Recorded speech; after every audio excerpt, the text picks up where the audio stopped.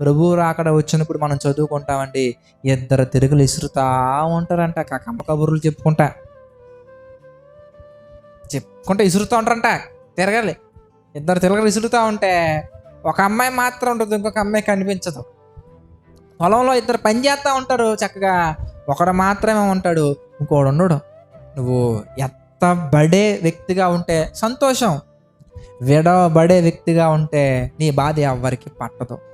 ధనవంతుడు అంటున్నాడు, అయ్యా నా నాలుగును చల్లార్చుటకు ఇదిగో లాజరును కొంచెం పంపుతావా? చిటికిన వేలు కొన జస్ట్ అలా వాటర్లో పెట్టి, అలాంటివి ఏమి ఉండవండి.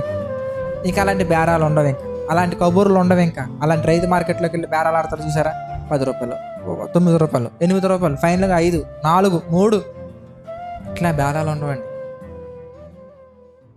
తమ్ముడా, వేషధారణ కాదు, చెల్లెమ్మ వేషధారణ కాదు, ఇట్ షుడ్ జెన్యూన్, ఒక స్వచ్ఛమైన నిర్ణయం, ఒక శాశ్వతమైన నిర్ణయం, ఒక స్ట్రాంగ్ డెసిషన్. ఇక దానికి తిరుగు ఉండకూడదు. దేవా, ఇక్కడి నుంచి నా జీవితాన్ని నీ కొరకు అర్పించాలనుకుంటున్నాను అయ్యా అని ఒకవేళ నువ్వు అర్పించి గనక నిర్ణయం తీసుకుంటే చెల్లెమ్మ, తమ్ముడా, ఇంకెంత గొప్పగా చూసుకుంటాడు చెప్పు ఒకసారి.